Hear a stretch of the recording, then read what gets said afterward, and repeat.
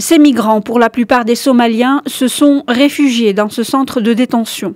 Ils déclarent s'être échappés d'un camp où ils avaient été détenus par des passeurs près de la ville oasis de Tazirbou.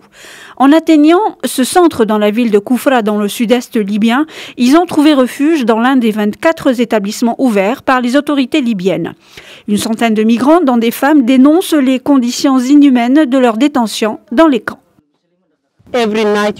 Tous les soirs, nous étions battus. La nourriture n'était pas bonne. On nous donnait à manger une fois par jour, à 11 heures. Tout ce dont nous avons besoin, c'est de l'aide de la part du gouvernement libyen, des Nations Unies, du HCR, des droits de l'homme. Il faut nous aider. Dans ce centre de détention, le corps médical essaye tant bien que mal de soigner ces migrants. Pour les médecins, la situation est d'autant plus grave qu'un seul hôpital est ouvert à Koufra, une ville de plus de 60 000 habitants. Depuis 2011, le nombre de migrants a décuplé en Libye. Il n'y a pas d'État. Les organisations internationales sont absentes. Tout ce que vous voyez ici, nous l'avons grâce aux dons des médecins locaux, que je remercie vivement. Mais la situation est très grave, que ce soit sur le plan sanitaire ou celui des statuts des migrants.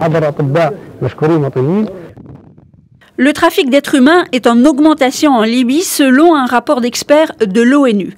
D'après le document, les forces libyennes aident des groupes rebelles dans leur contrôle des routes migratoires.